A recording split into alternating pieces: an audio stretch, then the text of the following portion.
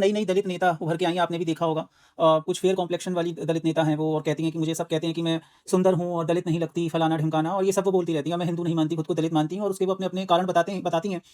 हाल ही में उन्होंने एक बात बोली, उन्होंने बोला कि भई मुसलमानों की वजह से दलित सुरक्षित है इस देश में, अगर मुसलमान नहीं होता तो दलित का साथ बुरा होता, और ज़्यादा बुरा होता, उसका शोषण होता, वगैरह वगैरह। देखिए, मैं सवर्ण जाति से आता हूँ, सो कॉल्ड सवर्ण जाति से, और जनरल कैटेगरी से, और हाँ, मैं ये मानता हूँ कि अगर मुसलमान ना हो तो जो इलेक्टोरल पावर है दलितों की या सो कॉल्ड बैकवर्ड कास्ट की, वो बहुत ज़्यादा डाइल्यूट हो जाएगी, बहुत ज़्यादा खत्म हो जाएगी। और अगर वो खत्म हो जाएगी या उतनी पावर नहीं रहेगी, तो ये मैं मानता हूँ कि जो एक कास्ट बेस्ड असर्शन है सोसाइटी में, वो जो कि बहुत हद तक इमैटेरियल है, लेकिन उसके दूरगामी परिणाम मटेरियल होते हैं।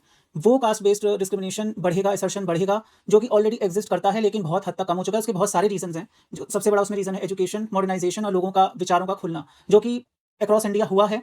लेकिन अभी भी जो टायर 2, टायर 3 सिटीज़ हैं या गाँव देहात का एरिया, वहाँ पे अभी भी कास्ट बेस्ड डिस्क्रिमिनेशन, असर्शन या एक अलगाव की स्थिति अभी भी है। ये हमें माननी पड़ेगी। हम मेट्रो सिटीज़ में रहते हैं।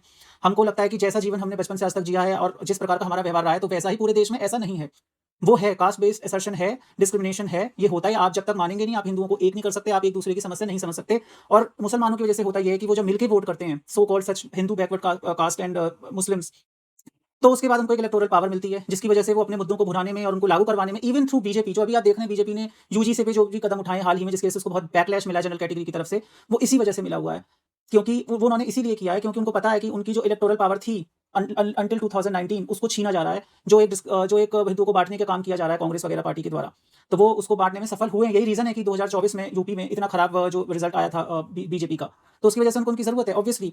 और ये बात बिल्कुल ठीक है, ये मैं मानता हूँ। लेकिन आप मुझे एक बात बताइए कि आपको रिज़र्वेशन मिला हुआ है, आपको इतने ज़्यादा राइट्स मिले हैं, एससी-एसटी एक्ट लागू है, इसके बावजूद आप लोग हमारे हिंदू देवी-देवताओं को, हमारे रीति-रिवाज़ों को हर जगह क्यों गरियाते रहते हैं, क्यों गाली देते रहते हैं, क्यों मज़ाक उड़ाते रहते हैं? आप इंस्टाग्राम की कोई भी ऐसी रिलीजियस क्लिप देख लीजिए, रील देख लीजिए, या आप इनके नेताओं के बयान देख लीजिए, खास करके जो एसपी पार्टी है या इवन कांग्रेस के द्वारा या और बाकी पार्टियों के द्वारा, आप हमेशा पाएँगे ये खुलेआम ऐसी-ऐसी बातें हमारे धर्म के बारे में बोलते हैं, जो अगर ये किसी और मज़हब के बारे में ऐसा बोलते तो इनका सर कलम हो जाता। तो ये बात हिपोक्रेसी की हो गई ना कि भई आप हमारे हिंदू देवी-देवताओं को, रीति-रिवाज़ों को, हमारी मान्यताओं का मज़ाक उड़ाते हैं। आप रिज़र्वेशन भी लेते हैं, ऑन पेपर आप हिंदू खुद को कहते हैं, बाहर आप खुद को दलित बताते हैं।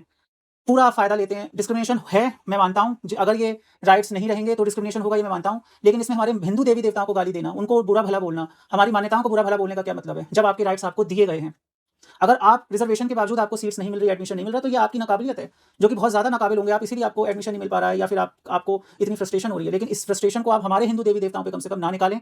जब आप इतना कर लेंगे, उसके बाद कुछ हो पाएगा, वरना ये जो अलगाव है, ये बढ़ता ही रहेगा, क्योंकि हर कदम इधर से उठाया जाए, ऐसा ज़रूरी नहीं है, दूसरी तरफ से भी कदम उठाने की अभी बहुत ज़रूरत है। क्योंकि अब ऐसा लगता है कि अपने मुसलमान साथियों को खुश करने के लिए आप लोग ऐसा करते हैं कि उनको बड़ी खुशी होगी अगर हम ऐसा बोलेंगे। यही हाल नेताओं का हो चुका है, आपकी पार्टियों का। तो इस बात का ज़रा ध्यान रखें। धन्यवाद।